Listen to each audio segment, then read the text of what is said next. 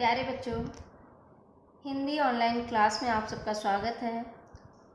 आज हम आपको कबीरदास का साखी जो पाठ है उसको पढ़ाने जा रहे हैं। साखी में कबीरदास जी ने गुरु की महत्ता का भी वर्णन किया है और ईश्वर की सत्ता का वर्णन किया है।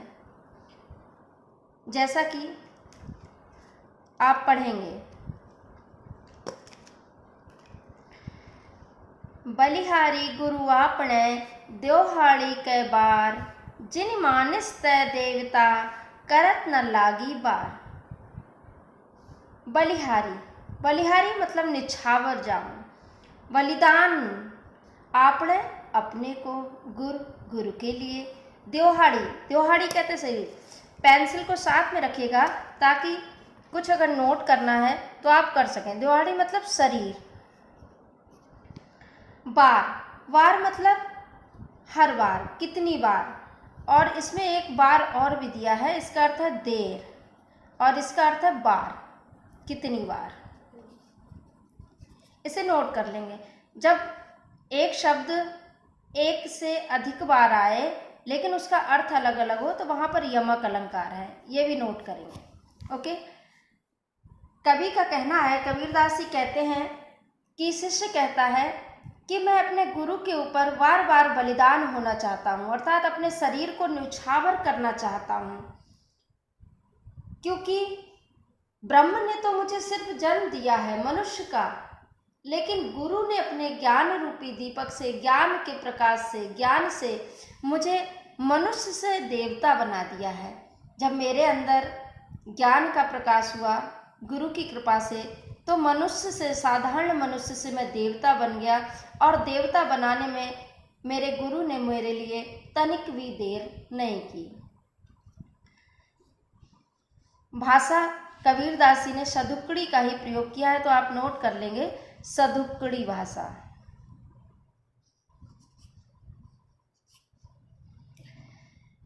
सतगुरु की महिमा अनंत, अनंत किया उपकार, लोचन अनंत उघाड़ियां, अनंत दिखावड़ हार। सतगुरु मतलब सच्चा गुरु, अच्छा गुरु। अनंत का मतलब अपार, जिसका कोई अंत नहीं है। उघाड़ियां मतलब खोल, दिखा देना। दिखावना दर्शन करा दिया, दिखा दिया। ठीक है। तो कवि का कहना है कि मैं अपने सतगुरु की कृपा का कहाँ तक वर्णन करूं, क्योंकि उनकी महिमा अपार है। उन्होंने मेरे ऊपर बहुत बड़ा उपकार किया है। उपकार मतलब उपकार, बहुत बड़ा उपकार किया है, क्योंकि उन्होंने जो मुझे ज्ञान दिया है, अज्ञानता से बाहर मुझे निकाला है, जिस ब्रह्म के बारे में, ईश्वर के बारे में, अनंत मतलब प्रभु, ईश्वर की जो सत्ता है, जिस ईश्वर की सत्ता के बारे में उन्होंने मुझे दर्शन कराया है, जिनका विराट स्वरूप मुझे दिखाया है, उसके लिए लाख मैं अपने गुरु का धन्यवाद देता हूँ, क्योंकि उनकी ही उपकार से मुझे प्रभु की सत्ता का दर्शन हुआ है। दीपक दिया तेल भरी, बाती दई अघट, पूरा किया विषाहुणा, बहुर न आवो हट। देखिए, कबीर ने इसमें बताया है कि ये संसार क्षण भंगुर है। क्षण भंगुर अर्थात नाशवान, यहाँ पर कुछ भी स्थिर रहने वाला नहीं है, इसलिए ये नाशवान है। तो कवि का कहना है, दीपक का मतलब शरीर रूपी दीपक, शिष्य रूपी जो दीपक है, अर्थात शरीर रूपी दीपक। ठीक है। फिर है तेल मतलब प्रेम रूपी प्रकाश। तेल का मतलब प्रेम रूपी प्रकाश, आप नोट कर सकते हैं बच्चों, प्रेम रूपी प्रकाश। भर दिया, पूर्ण कर दिया। बाती मतलब बत्ती। अघट मतलब अक्षय मतलब जो कभी नष्ट नहीं होती है, अक्षय मतलब जो कभी नष्ट ना हो। पूरा किया विसावना। विसावना का मतलब क्रय विक्रय, खरीदना और बेचना।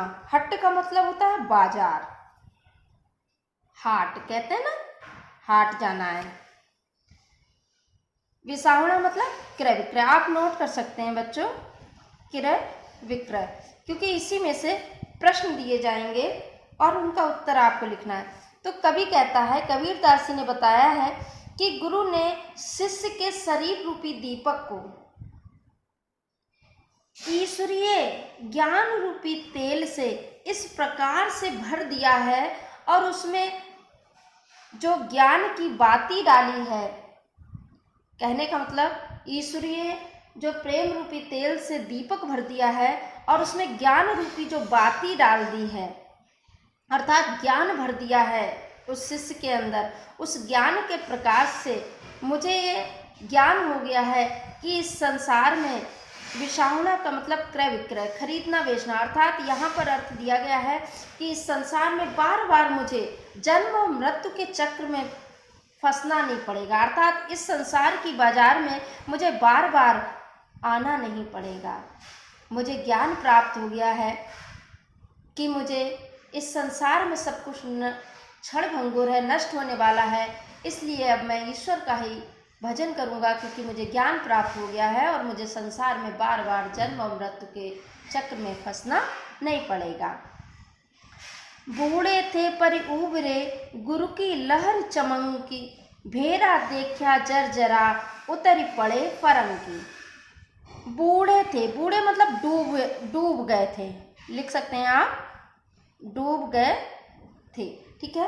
उबरे फिर निकल गए, बाहर आ गए। गुरु की लहर, गुरु की ज्ञान रूपी जो लहर देखी, चमंकी मतलब जो लहर थी, जो प्रकाश था वो मुझे दिख गया, जो ज्ञान का प्रकाश था वो मुझे दिख गया, ठीक है। लहरी कहते हैं तरंग कोई, या कृपा, गुरु की कृपा, यहाँ पे आप लिख सकते हैं गुरु की कृपा तरंग, ओके। भेरा कहते हैं शरीर, अर्थात नाव, जो शरीर रूपी बेड़ा है जिसपे चल के, जिसपे रह के संसार से पार होते हैं। जर्जरा मतलब टूटी फूटी, बेकार या कमजोर कह सकते हैं, जीर्ण शीर्ण, पुराना कह सकते हैं। फरंकी मतलब फड़क कर, उछल कर, कूद कर। तो कभी यहाँ पर कहता है कि मैं इस संसार में डूब रहा था, डूब ही चुका था, लेकिन गुरु की जो कृपा हुई, गुरु की कृपा की जो लहर, ज्ञान का प्रकाश, जो चमक, ज्ञान की लहर जो मुझे दिखाई दी, अर्थात मेरे अंदर गुरु की कृपा से ज्ञान उत्पन्न हुआ और मैंने जब देखा मेरा ये शरीर रूपी जो बेड़ा है वो अब जर्जरा, बेकार हो चुका है, कमज़ोर हो चुका है, टूट चुका है। इसलिए जैसे ही मुझे ज्ञान की प्राप्ति हुई, मैं तुरंत इस नाव से कूद पड़ा, अर्थात मैंने इस शरीर को त्याग दिया और मैं पार उतर गया। चिंता तो हरि नाव की और न चिंता दास, जे कुछ चितवै राम बिन सोई काल की पास।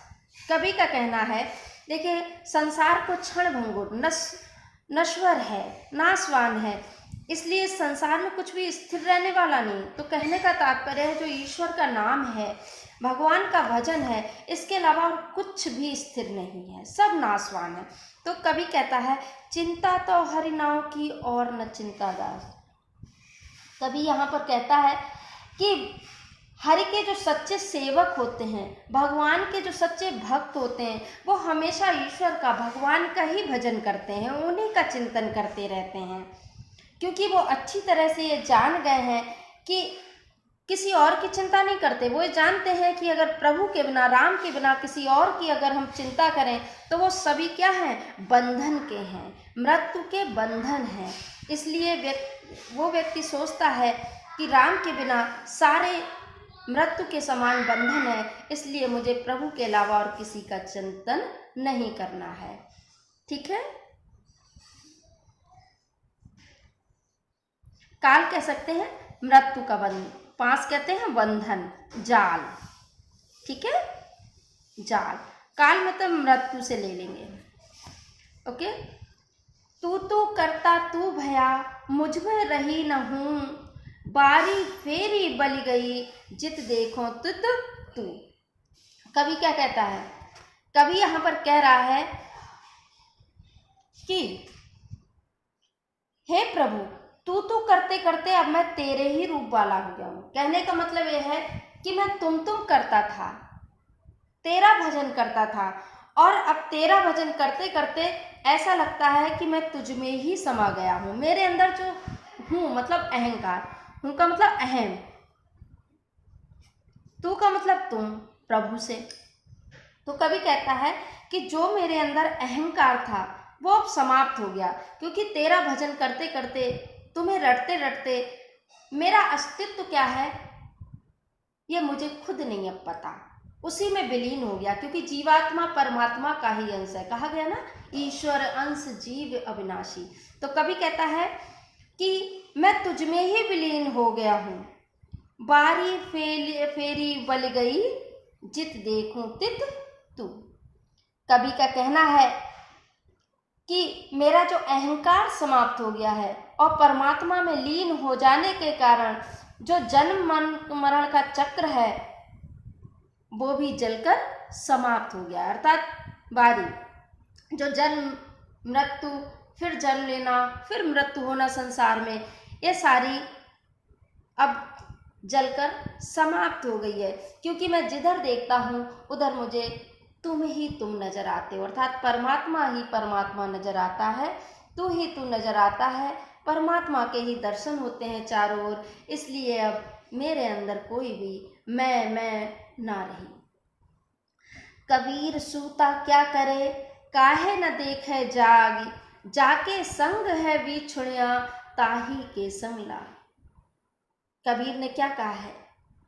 कबीर कहता है, कबीर जी कहते हैं कि कबीर सूता क्या करे। सूता मतलब सोता हुआ, आलस्य से भरा हुआ, सूता मतलब सोता हुआ, सोता हुआ आप लिख सकते हैं। कबीर कह रहे हैं सोता हुआ, और बिछुड़िया अलग हो गया, बिछुड़िया मतलब अलग हो गया, अलग हो गया, ठीक है। तो कबीर कहता है कि हे जीव, हे मनुष्य, तू मोह में फंसकर, इस सांसारिक मोह में फंसकर निद्रा में पड़ा हुआ है, सो रहा है। और सो कर क्या कर रहा है? क्योंकि ये संसार बेकार है, तुझे अपने मोह में फांसे हुए है और तू इस मोह निद्रा में सोया पड़ा है। इसलिए अब तू जाग जा, काहे न देखे जाग। अब तू जाग जा, वास्तविक सत्य को देखो, तत्व को देखो। अब तुम्हें जागना चाहिए, अर्थात तू ज्ञान का प्रकाश प्राप्त करके, तू ज्ञान का प्रकाश प्राप्त करके अपने दुखों का भगवान से निवेदन क्यों नहीं करता? अर्थात अपने दुखों को दूर करने के लिए कहे, जिसके संग तुझे हमेशा रहना है। अरे जीवात्मा, तू अज्ञान के कारण, अंधकार के कारण ब्रह्म से अलग हो गया है। क्योंकि जब इस संसार में मनुष्य आया है तो ईश्वर ने उसे संसार में इसीलिए भेजा, अपने से अलग करके, कि मनुष्य क्या करता है मेरे लिए। इसलिए जिससे तू अलग हो गया है उसी भगवान का, उसी परमात्मा का भजन कर, इसी से तेरा परमात्मा से संयोग होगा, मिलन होगा। अगला देखिए, केशव कही कही कूकिए, ना सोइए असरार, रात दिवस कह कूकड़े, कबहू लगे पुकार। कवि क्या कहता है? देखिए, कहते हैं कि रसरी आवत देख कर लौरी देत निशान, करत करत अभ्यास के जड़मति होत सुजान, और रसरी आवत देख कर लौरी देत निशान। मतलब बार बार जब रस्सी भी कुएं की पाट पर जब घिसती है, निकलती है, बाहर आती है और जाती है तो वहाँ पर निशान पड़ जाता है। उसी तरह कवि कहता है, यहाँ पर कबीरदास जी कह रहे हैं कि केशव कह के कूकिए, हे मनुष्य, हे जीव, तू भगवान का स्मरण कर, हर पल हरि का नाम लेकर, राम का नाम लेकर, केशव का नाम लेकर तू उन्हें पुकारा कर। ना सोइए असरार, और आलस्य में होकर सो मत, आलस्य मत करो। जब आलस्य को भुलाकर भगवान का नाम तुम जपोगे, तो जब तुम रात दिवस कह कूकड़े, रात दिन जब भगवान का ही स्मरण करोगे, उन्हें याद करोगे, अपनी अज्ञानता निद्रा का त्याग करोगे और रात दिन जब पुकारते रहोगे, तो एक ना एक दिन तुम्हें सफलता अवश्य प्राप्त होगी, अर्थात ईश्वर के दर्शन तुम्हें अवश्य प्राप्त होंगे। भगवान तुम्हारी एक ना एक दिन पुकार अवश्य ही सुनेंगे। ठीक है। लंबा मार्ग दूर घर, बिकट पंथ बहुमार, कहो संतो क्यों पाइए, दुर्लभ हरि दीदार। देखिए, कभी भी जब अच्छाई के मार्ग पर चलते हैं तो निश्चित रूप से हमारे लिए बहुत से ऐसे लोग मिलते हैं जो हमें टोकते हैं, रोकते हैं, आलोचना हमारी करते हैं, लेकिन कभी का यहाँ कहना है कि उन सब से तुम्हें बच के, उन सबको तुम्हें छोड़कर आगे बढ़ना होगा। कैसे? लंबा मार्ग दूर घर, बिकट पंथ बहुमार, कहो संतो क्यों पाइए, दुर्लभ हरि दीदार। कवि का कहना है कि भगवान परमात्मा का जो द्वार है, दरबार है, परमात्मा बहुत दूर है, क्योंकि वहाँ तक जाने का जो मार्ग है वो बहुत लंबा मार्ग है, और उसके जो रास्ते हैं, पंथ मतलब रास्ते या रास्ता, मार्ग कुछ भी कह सकते हैं, बिकट कठिन, बहुत ही कठिन है। जो मार्ग है वो बहुत कठिन है और वहाँ तक पहुँचना बहुत कठिन है, क्योंकि दूर रास्ता है, कठिनाई बहुत मिलेंगी रास्ते में। तो कवि का कहना है कि हे संतो, हे सज्जन, भगवान को पाने के लिए, परमात्मा को पाने के लिए उस रास्ते में बहुत से काम, क्रोध, लोभ, मद, ईर्ष्या, बहुत सारे आपको शत्रु मिलेंगे जो आपको उस मार्ग पर जाने से रोकेंगे। तो कवि का कहना है क्योंकि वहाँ तक पहुँचने का बहुत दुर्लभ रास्ता है और प्रभु के दर्शन बहुत दुर्लभ हैं, इसलिए सच्चे हृदय से उन्हें पुकारोगे, सच्चे हृदय से उन्हें प्राप्त करने के लिए आगे बढ़ो और बुराइयों को छोड़कर अच्छाई की ओर आगे बढ़ो, तो निश्चित तुम्हें सफलता प्राप्त हो जाएगी और ईश्वर के दर्शन होंगे। आगे देखिए, यहुतन जारो मसी करो, लिखो राम का नाम, लेखड़ी करूं करंक की, लिख लिखी राम पठाऊं। कवि क्या कह रहा है? देखिए, कवि यहाँ पर कबीरदास जो हैं भगवान के प्रति, भगवान के लिए अपना पूर्ण समर्पण करना चाहते हैं। जब तक हम किसी में पूर्ण समर्पण नहीं करेंगे, तब तक हम निस्वार्थ भाव से हमें अपना समर्पण करना होगा, तब हमें उसमें सफलता प्राप्त होती है। तो कवि का कहना है, मसी कहते हैं स्याही, स्याही, ठीक है। जारो, जारो मतलब जलाकर, भस्म करके। लेखड़ी कहते हैं कलम, करंग, करंग कहते हैं जो हमारी हड्डियों का ढांचा है, ढांचा आप लिख सकते हैं बच्चों। तो कवि का कहना है कि मैं इस तन को जलाकर, मैं इस शरीर को, क्योंकि ये शरीर नाशवान है, क्षण भंगुर है, इस शरीर के मोह में कहाँ तक पड़े रहें। तो कवि का कहना है कि मैं इस तन को जला करके, अपने शरीर को, तन को जला करके, क्योंकि पूर्ण रूप से प्रेम परमात्मा का प्राप्त करना चाहता है कवि, तो कहती है व्याकुल होकर जीवात्मा ही कहती है, कहती मैं इस शरीर को जला करके उसकी स्याही बनाऊंगी। क्या बनाऊंगी?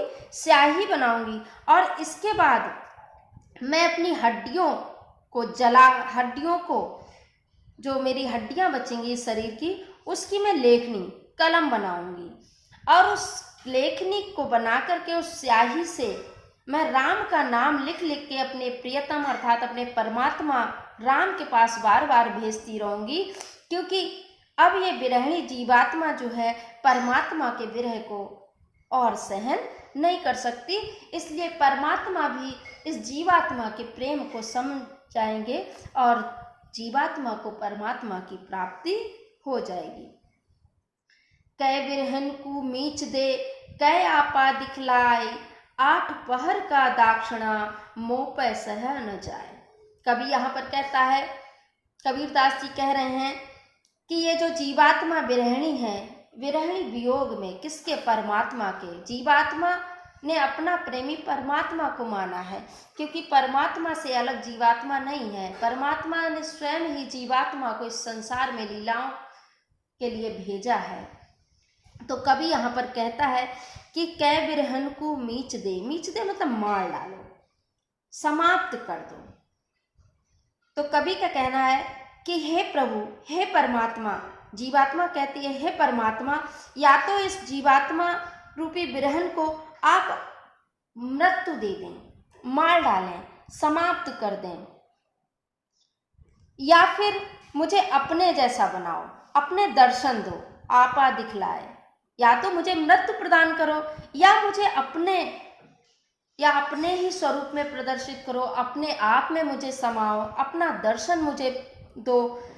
क्योंकि 8 पहर का दाक्षिणा, ये 8 पहर का जो ताप है, जलन है, दाक्षिणा कहते हैं ताप, जलन, कुछ भी कह सकते हैं आप, ठीक है। जो ये 8 पहर का जो ताप है, जो 8 पहर की जलन है विरह की, इस कष्ट को और मुझ पे अब सहन नहीं होता है, ठीक है। इसलिए कवि का कहना है कि हे प्रभु, मुझे या तो मुझे आप दर्शन दीजिए अथवा या मुझे समाप्त कर दीजिए, क्योंकि अब मुझे ये 8 पहर का जो जलन है, विरह के कारण जो कष्ट है, अब मुझ पे ये सहन नहीं होता है। अगला देखिए, कबीर रेख सिंदूर की काजल दिया न जाए, नैनो रमैया रम रहा दूजा कहाँ समाए। जब किसी पात्र में हम कोई चीज़ भर देते हैं पूर्ण रूप से, तो उस पात्र में किसी दूसरी चीज़ को रखने के लिए कोई स्थान शेष नहीं बचता है। तो कवि का कहना है कि ये जो सिंदूर की रेख जीवात्मा अपने आप को प्रेमिका रूप में प्रस्तुत करती है, परमात्मा को प्रेमी रूप में प्रस्तुत किया है कबीरदास जी ने। जैसा कि अभी हमने आपको पर बताया था कि ईश्वर अंश जीव अविनाशी, ये जो जीव है वो उसी परमात्मा का, ईश्वर का अंश है। तो कवि का कहना है कि कबीर रेख सिंदूर की काजल दिया न जाए। सिंदूर जानते हैं ना, लाल रंग का जो मांग में लगाया जाता है। तो कवि कहता है कि ये जो सिंदूर की रेखा है, सौभाग्यवती नारियां जब अपने मांग में सिंदूर को लगाती हैं और जब लगा लेती हैं, अर्थात जीवात्मा ने भी उस सिंदूर को अपने मांग में लगा लिया है, तो काजल उस पर दोबारा नहीं लगाया जा सकता। अर्थात काला रंग जो सौभाग्य का सूचक है, क्योंकि लाल रंग प्रेम का सूचक होता है और काजल जो है काला रंग सांसारिक विषय वासना, आसक्ति, बुराइयां, इन्हीं का सूचक है। तो कवि कहता है कि जब सौभाग्यवती नारियां एक बार मांग में अपनी सिंदूर को भरती हैं, तो कभी भी ऊपर से काजल काले रंग को नहीं लगाती हैं। तो कवि कहता है कि हे प्रभु, हे परमात्मा, इस जीवात्मा रूपी प्रेमिका ने अपने मांग में सिंदूर को, लाल रंग के सिंदूर को भर लिया है, अब एक काजल उस पर दोबारा नहीं लगाया जा सकता। इसी प्रकार इन नैनों में जब राम रमैया अर्थात राम जो है, प्रभु जो है, परमात्मा ब्रह्म स्वयं ही रह गया है, स्वयं ही समा गया है, तो अब इन नेत्रों में दूसरा और कोई समा नहीं सकता। ठीक है बच्चों, आज के लिए इतना ही है। अगला जो 13 से 21 तक के दोहे हैं वो अगले वीडियो में आपको मिलेंगे। इनको ध्यान से पढ़िए और सुनिएगा, क्योंकि इन्हीं में से आपको प्रश्न दिए जाएंगे और आपको उनका उत्तर लिखना होगा। ओके।